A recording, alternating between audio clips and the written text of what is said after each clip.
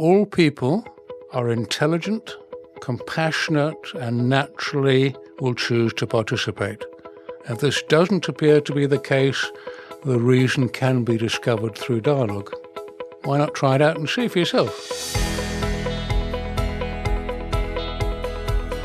Hello, and welcome to A New Kind of Dialogue, the podcast. I'm Jane Ball, co-founder of Dialogue Associates, along with Peter Garrett. In this podcast, we aim to bring the concept of dialogue into your life and the way you work. And we're doing this by exploring the chapters of Peter's book, A New Kind of Dialogue. In today's episode, we discover how Peter worked to codify and define exactly what dialogue is, as up until now there had been no structured definition. But in business, where deadlines have to be met and profit margins kept in check, people want to know that their time and the time of their employees is being spent effectively. Later in the podcast, we'll hear from guest Parvin Daeipour, a clinical psychologist who's been running the Endless Path of Dialogue Institute in Tehran for over 20 years. Right now, though, let's dive into chapter 16 of the book, Dialogue as a Mode. Here you describe beginning to coalesce the theory that came from working with David Bohm with your experience of organisations into a practice of dialogue in organisations. One thing you talk about is your realisation that fragmentation doesn't just exist within organisations, but that organisations themselves are the main source of fragmentation in our society. Can you start by telling us a little bit about what you meant by that, or mean by it? Yes, that covers quite a period of thinking and realisation. You may recall talking with David Bohm, we began with the assumption that there is fragmentation in human consciousness. In other words, things are disjointed and detached. People are not aware of the same things and don't understand each other. Later, as I described, radical openness is what we're trying to find so that we do understand each other. And in the early work with David Bohm, we attributed fragmentation not only to people being different, having different histories and so on, but attached it more to religion or to ethnicity or colour. So you had the problem in India when it divided between India and Pakistan, Bangladesh, which was a religious issue between Hindu and Muslim. And that is a source of fragmentation. You'd say, well, don't Hindus and Muslims believe in the same God? Are there different gods or something? No, but the patterns of belief around it all are really problematic. If we look what has happened similarly between Jews and Arabs in Israel and Palestine and so on. As it went on and working in a prison, there were black and white issues. I remember one white prisoner saying, the first time I saw a black man was in prison, and when we were in the shower, I was looking to see if the black came off and ran down with the water into the plug hole because I didn't understand black people. You're thinking, well, how remote can that be, So not that long ago, but just understanding the differences of ethnicity, of background and so on. But as I went on, I started to notice that the organisation, the prison itself, was responsible for some of the issues. The people in uniform didn't talk to the prisoners. The people in suits, who were the executive management group, didn't talk in the same way to those in uniform and so on. And then, as I had wider experiences, started to realise the big issue here, the big source of fragmentation is organisations. Not good organisations and the bad organisations are fragmenting things. Inherent in the nature of organisation is fragmentation. So the fact that we specialise means we concentrate on one area, not on another. And the lack of awareness taken too far leads us to problems, leads us to counterproductivity. So it was the dawning realization that certainly wasn't ever a consideration when I talked with David Bohm or others, is the proposal that it's organizations themselves that are the cause of fragmentation, and they're pervasive. You can't do anything now other than through organizations. Very little you can do individually. So that then said, well, what does dialogue look like in organizations? And that, of course, as I mentioned, time is a factor because of efficiency in organizations, and also skills and so on come into it, where people want to find ways of progressing. So you kept working in organizations, and after working in BP for many years, you consulted to BG. And here you were learning, and you describe in the book, how to work in a different way so that leadership in a commercial organization can take up dialogue in quite a deliberate way. So I worked with 4 or 5 international organizations over a period of time, some of them with you. In this case, BG was headquartered near Reading in the UK, and I began working there and introducing some dialogue skills in different departments there, and worked with BG in other countries. I had the invitation to introduce dialogue into their operation in Trinidad, and I accepted, but I thought it was a very soft invitation. I don't think many people want dialogue. If you're running a business, you don't really want dialogue. You want to run your business. So it became clear to me that what you need to do is be addressing the real needs that an organization has. I was lucky, however. We flew from Gatwick, and on the flight was another guy going to Trinidad with a different role, and his role was to introduce planning. So planning to me is what I don't really do and I'm not really interested in, but I knew the organization had planning problems, and we talked about it. And nice guy, Andy. And with Andy, talked about it. When I got there, we then had a beer at the hotel and before we started. And I'm going to introduce dialogue. He's going to work on planning. He said, why don't we work together? And then I thought, okay, now this is a bit more interesting. They have planning problems where they have a need. The dialogue might make sense in relation to that. So I did a bit of introduction, and it was clear from the man in charge, the CEO, that he and his leadership team would benefit for dialogue and planning being brought in together. And so that's the way we tackled it.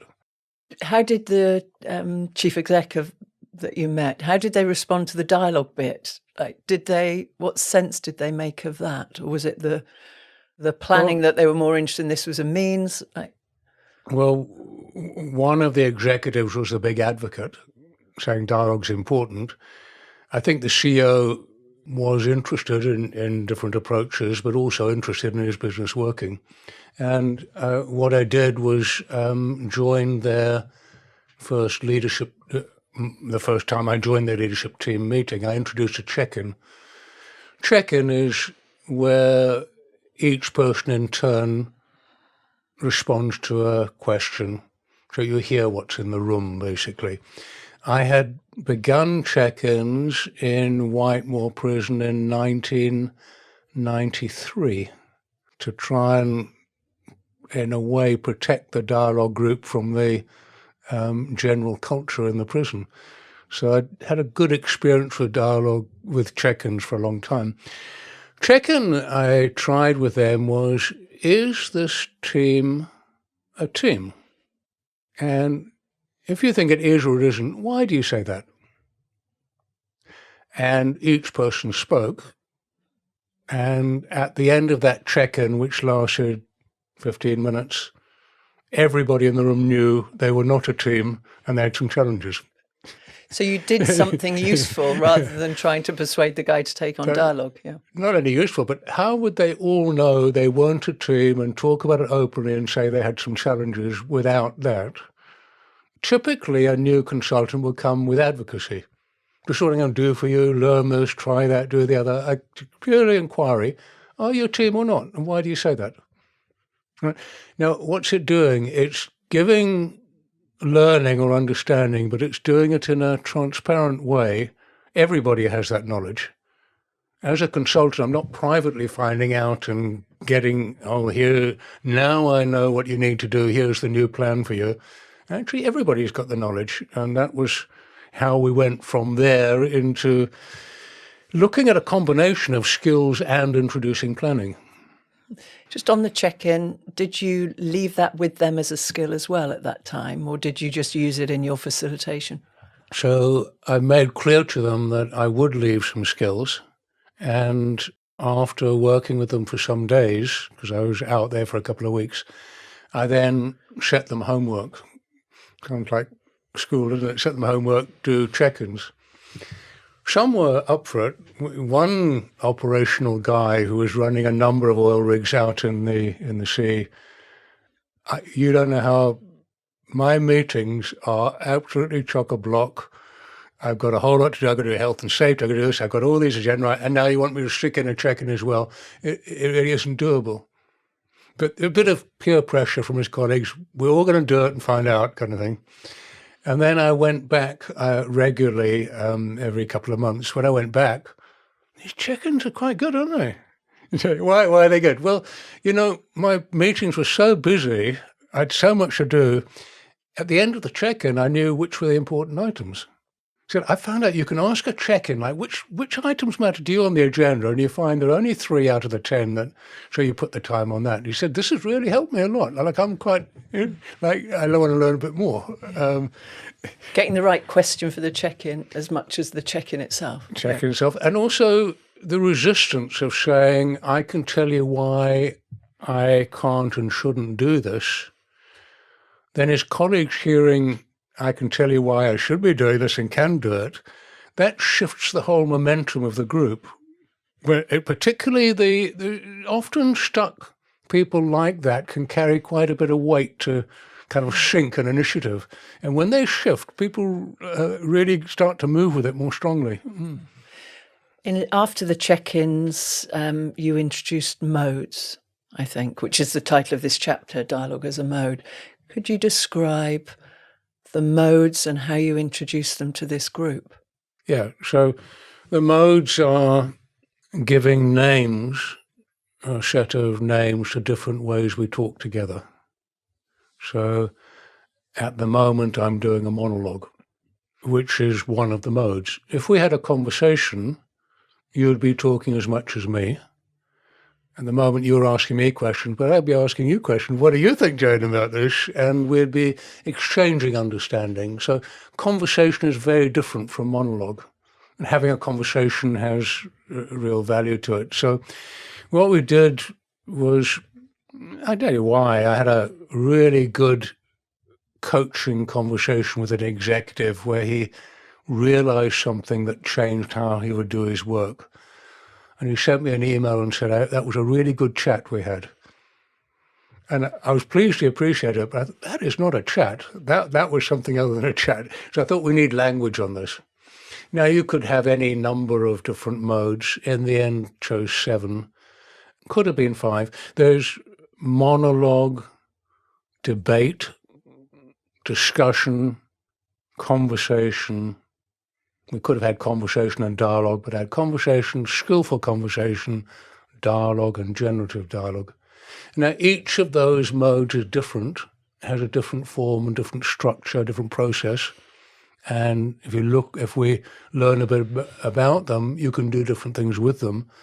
And why I introduced them to that team was they didn't know how to dialogue.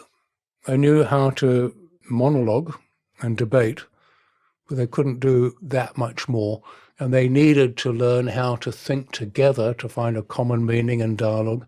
And they needed some skills in their conversation they didn't have. So I introduced them, but I introduced them not, I'm going to teach you dialogue skills, although that is one of the things I'm going to do.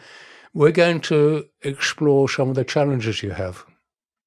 So I set up a debate about a very contentious issue they had, where they had to argue for and against the issue in ways that, where they were reluctant to be really open, I'd say, well, you don't have to argue for yourself. You can argue for what other people in the organization might say.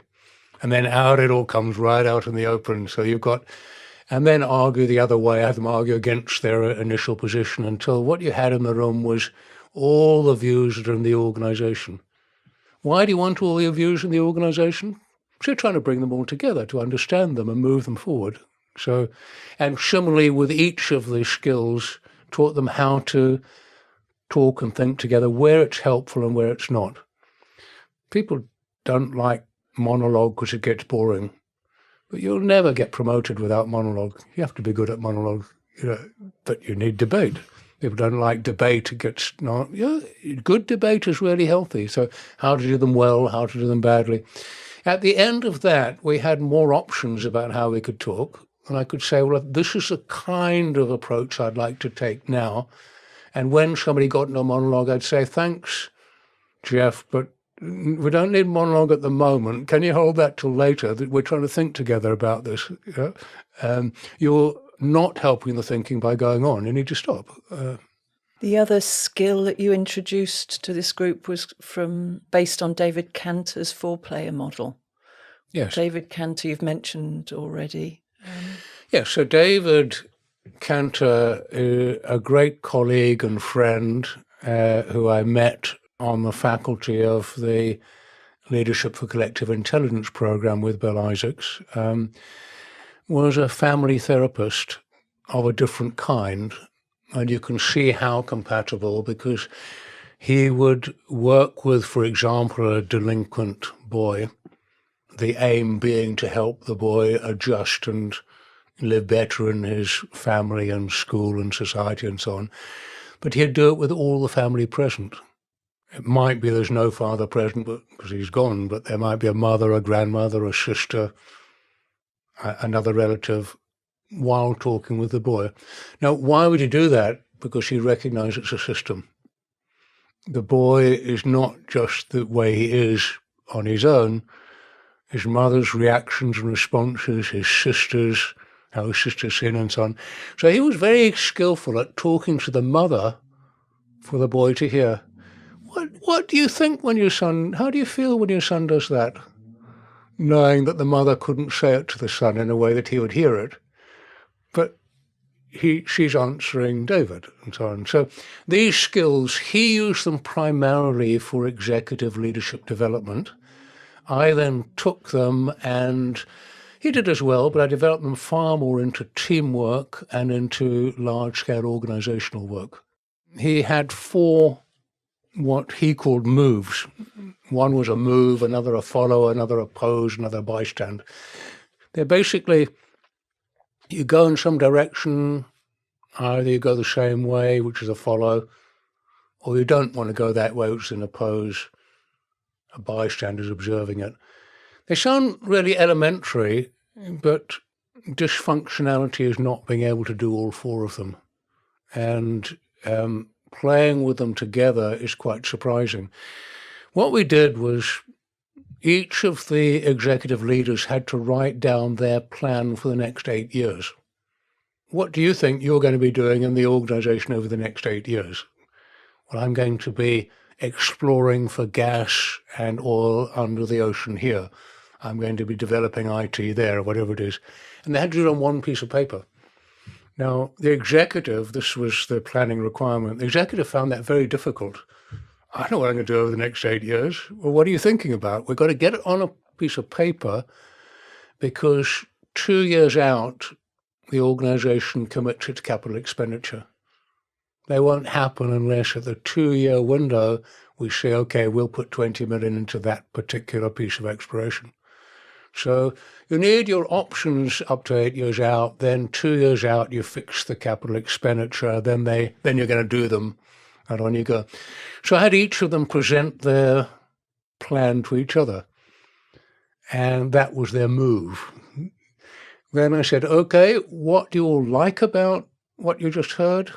They did it one at a time, just to all their team colleagues. What do you like about what Andy's just proposed? And they all said, what do you not like about what he said?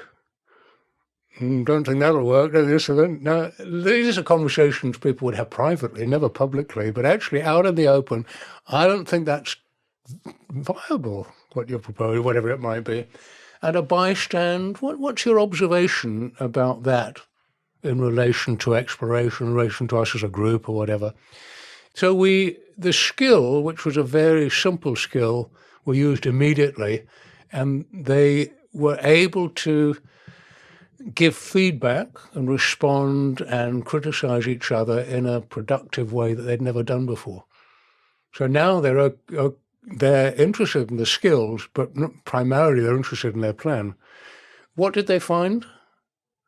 Plan didn't hold together. It added up. Now, why didn't they know the plan didn't hold together? Because they all held them privately. Nobody knew what everybody else's plan. When they put it all together, you know what? This business in 3 years' time is going to be on its knees.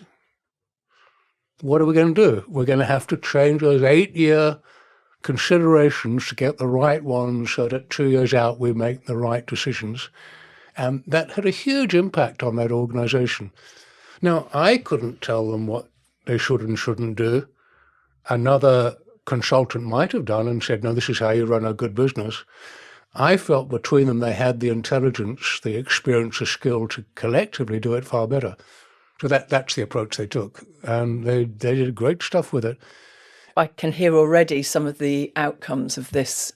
You were supporting their process, their planning process. Is there anything more to say about their outcomes? I'm imagining our listeners thinking, this is all very good, but what difference does it make?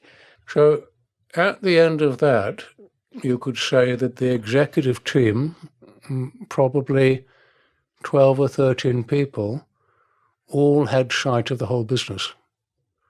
Now, some of those plans were not clever at all. In fact, I was quite curious that some of them retained their jobs, to be honest. Others really knew what they were doing, were humming, but they all shifted a bit in relation to each other as they saw it. The IT guy who was investing, this was a fast expanding, profitable business. Right? They went from 50 people to 300 over a year and a half or so. They were really making money. They all adapted. So the IT guy, we need a completely different system if that's what you're doing. Okay? But this was the executive team. The rest of the organization don't know. So what did we do? And I have to take my hat off to the CEO who was willing. We let everybody in the organization see it. How do you do that? Well, we had a large building, all 300 people invited, and around the walls are the plans for each part of the organization. This is how we're thinking about, this is what we're going to commit to, this is what we have committed, and it comes right down to scheduling how we're going to do it. And all the employees walk around and say, oh, why are you doing that? And you're quite informal, but actually with the guy whose plan it is, or the woman whose plan it is, why are you doing that? Why don't you do that? Asking naive questions are really quite helpful. And as they went round, pushing and pulling, the whole organization could see what everyone was trying to do. Some people, would it be okay if I moved over to IT? Because I could contribute there far better than where I am at the moment. Other people saying, well, why aren't we doing this if that's what they're doing? The kind of synergies that people had with each other. Instead of specialized HR people thinking, well, Jane, maybe we should put you in a different function or something. People saying, no, I have something to offer there if we could, and the result was a whole organization that could see itself. This you're picking up the theme now about transparency, openness, having a common understanding of what's happening helps the whole organization. It's not knowing that's the problem. It's the things that you can't see, that you don't know about, that you can't ask about or talk about that are a challenge. Now, you've got to respect the fact that there is intellectual property, there are things that can't be talked about, but you can still talk about them. We have a big idea here which is going to look like that without saying that happens to be a partnership with a competitor or something. There are ways of being open and respecting the detail that can't be talked about, and they found it. I'd like to move us on because the next chapter we look at dialogue as a practice, which is another part of developing and deepening these skills. We've got a few more to pick up this episode, but I'm going to use the word codify a bit as we move on. So could you explain what's involved in codifying a model? You described these 7 modes. How do you codify them? What's involved in that? Well, if we take the modes, I'm thinking wonderful conversation we had in one high security prison, prisoners and staff, where the one guy came along after, he said, that was fantastic. That was a really good conversation. So I can't quite remember what it was or what happened, but it was fun, I'm coming back. Well, parts of it work, parts of it don't, parts work in different ways. So if you are interested in first-hand learning and notice how people talk and think, you can start to name different ways of talking together. And as I said, we chose in the end to go for 7 modes, cover all the ways of talking together. Now, by codifying, you can say the conversation we're now having probably would be better if we had a debate. We're pussyfooting around something here. Let's get down. Are you in favour or against? Why are you in favour if you're in favour? Why are you against? Let's actually debate it. You'd say it would be far better in a debate, or we're debating now something where we don't need a winner or a loser. We need to find a combined way forward, and debating it won't ever get us there. So the idea of codifying is by distinguishing between different features, as in move, follow, oppose, bystand, you can start to do something far more useful. So we've ended up in professional dialogue with a number of different codified skills, and they are all in service of being open and talking and thinking together for the collective good. Some are ones we found, some were jointly designed with other people, some came from David Kanto and were adapted. When I say they're adapted, I didn't steal them from David. With David, the idea was, you can't change my model unless you've used it and understand it. It was really good, because he had a system called structural dynamics with 4 different levels. You can't change it unless you understood it and use it. So I did. And then I taught David's method for him to a consulting company of executive coaches, taught his method and my method side by side, at which point I felt I earned the right to move them along, and he did as well, and happily participated in how we adapted them for collective movement. So move, follow, oppose, bystand. You can't change a command and control culture if you can't oppose. The essence of command and control is yes, sir. I give the instructions, you say yes, sir, and do them. You can't change that without opposing. Now, that's not particularly how David would think about it. He wasn't working at that level.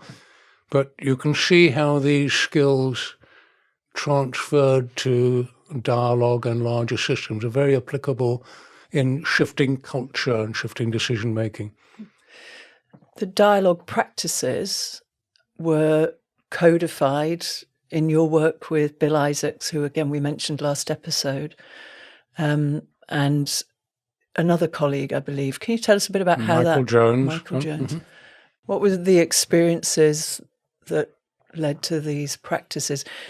That's an interesting one, because we were at the early stages of bringing dialogue into organizations and inviting a range of different people to get involved. We were thinking we should incorporate and adapt different models, and we invited the originators of them to come. So we invited Sandra Siegel to come and look at human dynamics and so on. So we were looking at different models. There was a guy who didn't come, but we'd drawn a bit, was a man called Cliff Barry. He had a rather nice mythological sovereign warrior, lover, magician, sovereign lover, warrior, magician, probably if you go on, model, which adapted a bit, and it was a bit of an inspiration towards the practices. But we had an idea, move, follow, oppose, bystand is a 4-part model. Bill started to display it as what he called a diamond, 4 points on a diamond. And we were thinking there's probably corresponding practices, and gradually built up a series of skills that deepen the kind of way in which each piece works. So the 4 in this case, the 1 is voice, which means being genuine, authentic. So the idea of the practice is to deepen the quality of the conversation. If you pretend not willing to be open, so you hide your lack of openness through deception or humor, it doesn't help us get there to the quality of transparency we need. So how do you encourage people to be more genuine or more authentic as the practice of voice? First bit is you speak. You might remember, beginning with David Bohm, some people had difficulty speaking in the big group. Second bit, you might remember I was saying with Don Factor, we'd hear things in the coffee break that weren't in the dialogue. So how do you say in the dialogue what you're saying in the coffee break? The third bit, of course, is I have something I've got to say. How do you say it that helps everybody's thinking move forward? It's more and more skillful, but they're all about being authentic. So it's voice. Listening is the second. Listening is receiving what somebody's saying. And if you look at it in the same way, are you listening? If you are, you can repeat what the person said. So I come up often in the prison with lack of attention deficit. I'd say, Jimmy, do you know what Frank just said? Be honest, mate, I haven't got a fucking clue what he said. I said, well, shall we ask him to say it again, because it might be relevant? Okay. Frank, what did he say? Colin, was that relevant? Actually, it is quite relevant. So now you can say what he said. Now, how can we get anywhere if you can't say what he said, right? Next level, what does he mean? I know what he said, but I think he's trying to say, he means something a bit deeper than that, doesn't he, with what he's saying? So what does he mean? And then the deeper listening is, how is what is being said, how does it fit into the whole process of thinking collectively? So those are the 2 practices. You have something to say, can I receive it? If I can, we're then starting to find an openness together that has a qualitative piece because you're being authentic and genuine in what you're saying, and I'm trying to hear you. The other 2 are respect and suspension. Respect is where I'm blinkered in my listening. Why, I don't really like the way you do it. I don't trust you. I don't believe you. I have some history which I'm not too happy about here. So the beginning of respect is to say, okay, you're entitled to have to say what you think and feel. You're entitled to do that. If you weren't, I would diss you. So I'm not interested. Well, and I know people who can diss quite well. They don't look at the person. Remember one we met, he said, I treat people who are complaining like a stone wall. that disrespect meant he couldn't listen. You know? So at the beginning, you have the right to. The second thing, the deeper level, is there's a reason that you think that way. So my second level of respect is I don't accept or believe that, but why do you? There is a reason. What is it? There's a second level of respect. And then a deeper level is what you think and feel and what you hold strongly, genuinely. How does that fit into the whole situation here? And the suspension, of course, is right back to David Bohm, isn't it? You could say the first level of suspension is bystanding. Do you know what happened in the last hour? No, we had a great conversation. No, what happened? Actually, one group of people really advocated something, another group of people disagreed, and then they got it and agreed. Okay, well, that's a bit of a description of what happened. That beginning to notice what's going on around is bystanding, is the beginning of suspending, if you like. The second bit of suspending is saying, well, not only what's going on in the room, but what were you thinking and feeling?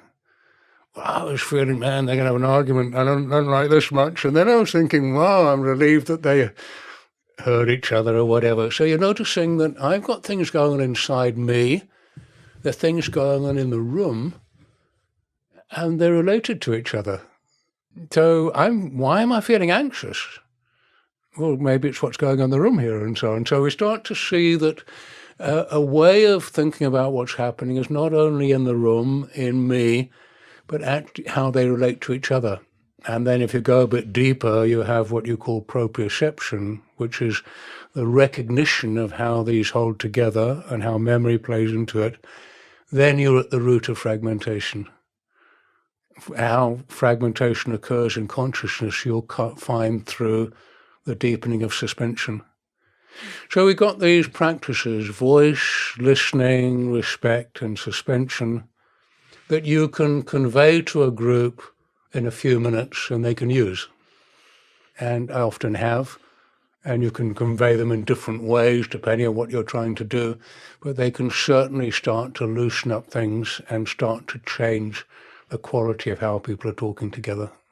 So once you've got the practices going, and they will naturally build a container or build an atmosphere where it's safer to be open. So gradually, the group starts to raise the questions that they need to address.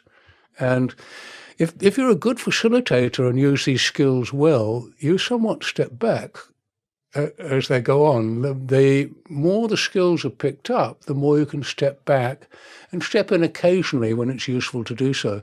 So it wasn't a big teaching thing, although I did give them some diagrams, and I displayed them on a circle, more like a mandala, because I think they're quite related to each other.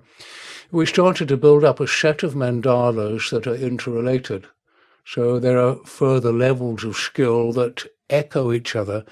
And that's what I would call an integrated model, where learning about any bit of it teaches you about other parts of it. And I think in a later episode, we're going to talk more about the integrated model and how it fits. One of the other levels, one of the other mandalas is we call them the leading energies. Yes. Again, this is something derived from work of David Kanto. There are 4 leading energies, and he originally had 5. So I think it's a very obvious way in which didn't just copy David's model, but actually developed it. Do you say a little bit about that before we move on? It's a bit of a shuffled pack in a way, because the modes we derived more recently from within Dialogue Associates. The actions, we worked with David and adapted them. The practices developed with Bill, Michael and others whilst working on the Leadership for Collective Intelligence program. The leading energies, again, were developed by David for executive leadership development. And he pointed out that you can lead in a visionary manner, have a vision of where we're going and draw everybody into it. You can lead in a citizen manner. We're all part of the same family doing the same thing and participating together. Visionary citizen, you can lead in a performance way. The big thing is delivering the numbers and so on, and the fulfillment from doing that. Visionary, citizen, performance, wisdom. Lead in a wisdom way.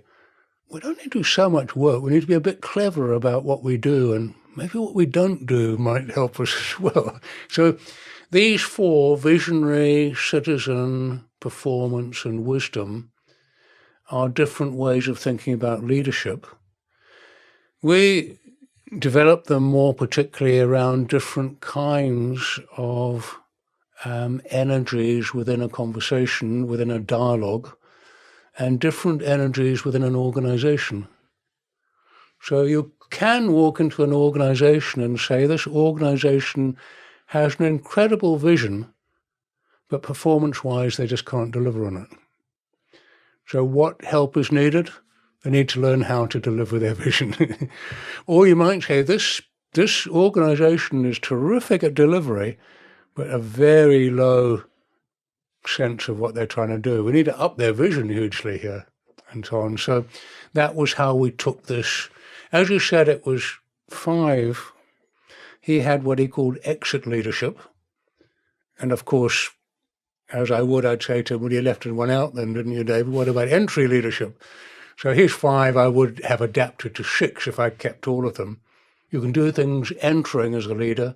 You can do things leaving as a leader. But whilst you're in role, visionary, citizen, performance, wisdom were good.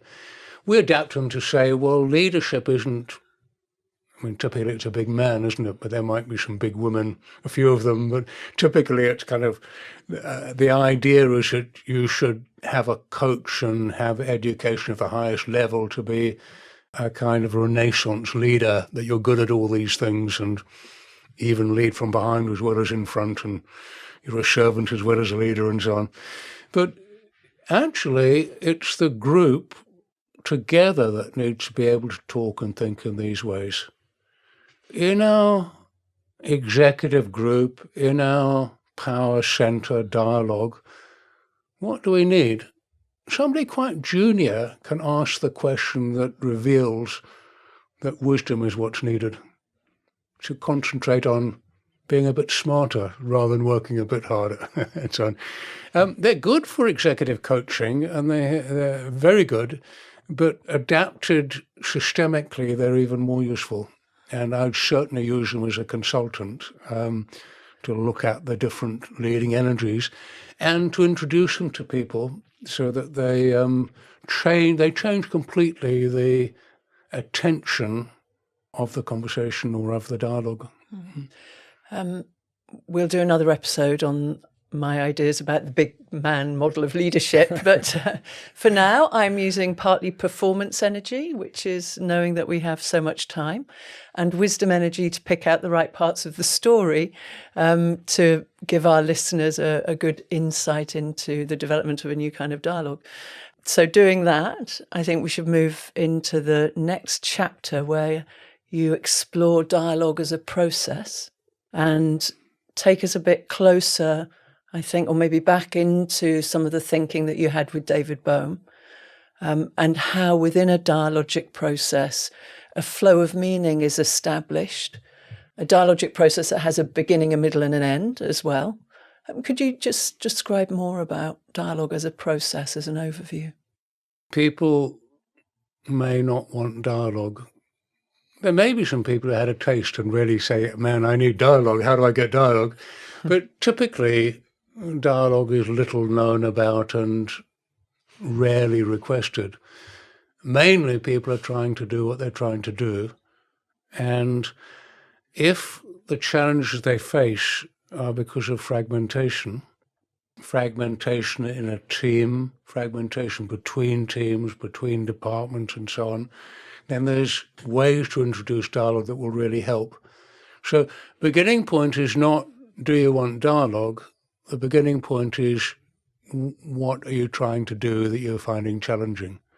So it most typically is a need.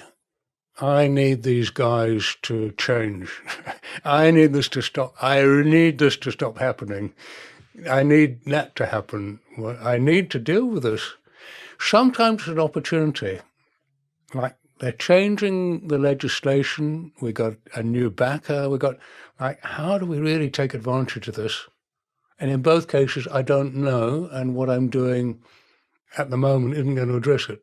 So this is where I would typically say, identify the need, and with the identify need, name it. Say, your challenge here is that your two teams are arguing with each other and not getting there, whatever it might be. Now, you don't name that arbitrarily. You name that because the other person named it, but they named it in lots and lots of sentences, and you name it in one sentence. That's the art. You drop it down to one. This is your problem, I think, is it? And they'll tell you yes, because they just told you what it was. But it's quite hard to name your own problem. And as a consultant, you listen and condense it down. And I'm a great advocate of naming. Codifying is naming. Codifying is giving a name to something so that you can get the value of it. You know? Once you have named it, of course, you have to find out what the challenge is in the organization. So having named it, the question is really, how do you discover what's going on? And that process of dialogue is really finding out what's going on rather than assuming you know. If you come in with the answer, you're not going to be that helpful. If you come in wanting to find what's going on, you can be. And there's an art to that, because the protagonists, or people who are feeling antagonized and so on, may not be willing to say it openly, or they may be preoccupied with their position or whatever. So there's an art of speaking with people, finding out what it is. Once you have a sense of what's involved, then you need to get that group into one room. If you've got an organization of 10,000 people, you need representatives. The representatives of the different parts that are fragments. You're changing fragments into parts. The fragmented departments, in fact, you call them divisions probably if they're fragmented. The fragmented bits, you want to be parts working together. And it's a bit hierarchical, a bit this and that. Once you get them together, then you need those dialogue skills. You think together, you work together, and you resolve something. It's a cycle of resolution. If you do it well, you then commit to taking that more broadly into the organization. If it's just a team, it might be one cycle. If it's an organization, it's several. And then you design how you'd take that another circuit. So this is how you bring dialogue in a sequence of steps into an organization to start to intervene where the current system won't bring resolution. It's a consulting dialogic skill of great value, and it doesn't require being an expert. It requires attending to firsthand what's happening and drawing on a range of skills that you may already have or that are involved in the dialogue work. At the back of that and of the other skill levels that you've described, so these, particularly these mandala-like actions and practices and energies, there are 4 dialogic principles. Could you say a little bit about those? Yeah, well, they're a distillation, if you like, a pragmatic distillation of the work with David Bohm. And they're relevant in an organizational context. So remember, we talked about unfoldment and enfoldment. We talked about the unfoldment of the environment through the acorn and the enfoldment of the dying oak trees back into the earth and so on. So the unfoldment, enfoldment. Unfoldment is unfolding potential. That's comparable to the voice, comparable to the visionary energy and so on. The core of unfoldment is potential. If I had an acorn in my pocket of my jacket today, I have great potential in my pocket. If it stays in my pocket, nothing happens. If I plant that in the ground in the right conditions, well, we've got an oak tree and thousands of acorns, typically 5,000 in the life of the oak. So that the unfolding potential. Enfoldment is coherence. It's the enfolding coherence. It all comes back to one. There's one earth. It all comes back to one earth. That enfoldment is the delivery of the vision. So the potential unfolds and it's enfolded into delivery of some kind. It becomes one. So the fundamental principles of unfoldment and enfoldment are there. I don't know what have we got on the other sides? Participation. Participation and awareness. Yeah. Mm-hmm. So if you think of the voice and listening, they're the unfolding and enfolding. Participation and awareness are the aids or inhibitors. Am I aware of the potential? Am I aware of how to bring that into form or not? Do I participate in a way that helps that or not? So the participation, we call it holographic participation. It's a participation in the whole process. And the awareness, we call it a proprioceptive awareness. Are you aware of what's happening while it's happening? These to the average listener or viewer might sound, those are interesting but hardly relevant. But in the same way as I mentioned with the leading energies, in first encountering an organization, I'll be looking very much at what potential do they think they have? What's the potential here? Now, if there's not much you can do, you can't work on potential. It has no money, it's highly constrained, it's unionized in a way that you can't do much, it's at the tail end of an organizational life. Don't go for potential. You have to take a read on each of these to see how it's going. But these go right back to the original inquiry with David Bohm and reveal the ideas of an implicate order. What they also reveal, and we'd have to look at it a bit longer, is the fundamental of this work. The unfoldment and enfoldment are from a common place, what David called the implicate order for theoretical physics. But everything is already interrelated. So you could say, if you named it, either people are trying to get things together to succeed, or people are trying to recognize how they are already interacting and could interact better together to succeed. Those are completely different approaches. Let's try and assemble a solution, or let's see how we're already connected, interacting and causing our trouble, and we could interact in a different way that would be more productive. And the one is an advocacy approach, how to assemble a solution, and the other is an inquiry approach, how to realize how it's already connected and how to work with it. And that's the fundamental difference between the dialogic approach and dialogic consulting from others. We have a question, of course, from Parvin in Iran to share, so maybe we should hear that. Hello, Peter. Hello, Jane. I'm excited to learn more about this fascinating book from you. It appears that in your perspective, the combination of thought and felt has an impact on the formation of identity. Therefore, during the dialogue, when thoughts and felts are discussed and somehow unpacked, certain aspects of identity may also be addressed. Could you please elaborate more on the relationship between identity and memory? Thank you very much. Thank you, Parvin. Parvin is one of my favorite women, and I'm delighted to have a question from Iran and from Tehran, where she is, and have a great respect for the work she's doing. And I also like the question. You may recall with David Bohm, our inquiry led us to the difference between thinking and thought. Thought is based on memory and is automatic. Thinking is working out live.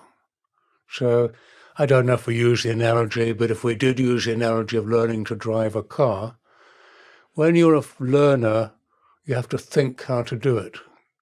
You have to think how to change a gear. Which pedal is the brake and which one's the clutch and which is the accelerator? Because it's not habit. You have to think it. And you're slow. As a result, you put a learner's plate up on your car to let other people know I'm likely to be slow in my response.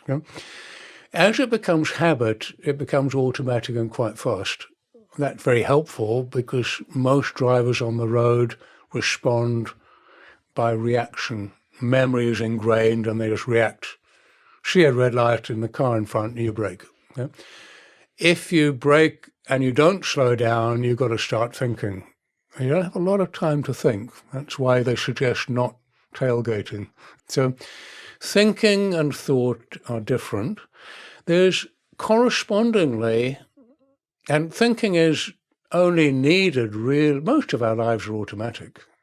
You didn't think how to drive the car when we came here. You assume the floor's flat, you're going to trip up or something. There are a large number of assumptions, but you need to think when it isn't the case. And it's a corrective and developmental process, thinking. We don't think too much, but when we need it, we do need it. Feeling is the same. We don't have many feelings, surprisingly. We mainly trigger feeling memories, what I felt in the past. I felt good when I had that, so I want to have that feeling again. So felts and thoughts are what drive most of our experience. And thinking and feeling are a little more challenging. You do maybe think and feel a few times a day, but not very often, to be honest. So we have a situation where we're driven by thoughts and felts. Now, if I said to you, well, actually, the information you have is wrong. Your friend Ollie is coming to visit you and he's late. Do you think anything about that? Of course you do. You know people have been late before. He's 10 minutes late, he'll turn up. He's now 20 minutes late. Ollie's got something better to do, maybe, whatever. Then Ollie tells you, there was a fair on in town, the traffic, I couldn't get there. Okay, well, then you're fine. So he tells you why he's late, and you'd think, well, you, with new information, just change your view. The trouble is that what's been thought and what's been felt are mixed together. They form a kind of amalgam. That amalgam leads me to say, okay, well, maybe it was held up, but I wonder.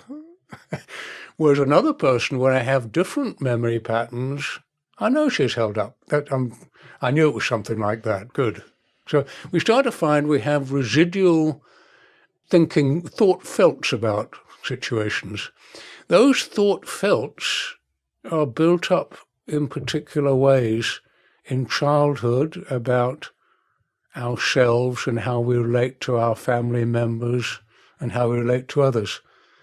We don't notice them, but if you go home at Christmas time and have Christmas with your family, you suddenly find those thought felts are active again, and actually you're annoyed about things that really you don't care about. But in that context you do, because they're activated. So these thought felts are a part of our identity. You could say, well, no, they're personality or character. Well, they're a little entrenched there. In an organization, they're what you call culture. They're a mixture of thought felts which lead to expectations of how people will behave. Even though we want something else, that's what they'll do, isn't it, kind of thing. So certainly in dialogue, you expect to start to raise memory in terms of thought and felt, and to re-examine it. That's the whole purpose. That's what's making it fragmented. And so dialogue is about changing identity. It may be changing the identity of a particular grouping, changing the identity of a union and how it relates to management is changing how we think and feel about them, so we're actually in this together. So it is a great question, and this is the whole reason we have the dialogue.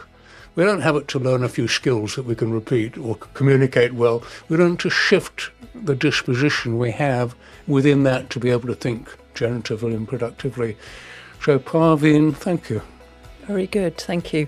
A lot, I think, in this episode for our listeners to think about and feel about, and maybe even act on. Let's see. Thank you. Thanks for listening to A New Kind of Dialogue, the podcast, with me, Jane Ball, and Peter Garrett. If you're inspired by any of our thoughts today, visit dialogue-associates.com to find out more. We can only scratch the surface of what's inside the book with the time we have. So if you want to dig deeper into these stories and learnings, you can buy A New Kind of Dialogue on Amazon, Waterstones, or at any other good bookstore. Leave a review and give the show a 5-star rating if you enjoyed it, and subscribe so you never miss an episode. Check out the show notes for extra information and links. Join us next time as we discuss chapters 19, 20 and 21, where Peter's dialogue begins to encompass the dynamics of whole systems rather than individual teams or departments, levelling up the impact of dialogue in the organisational world.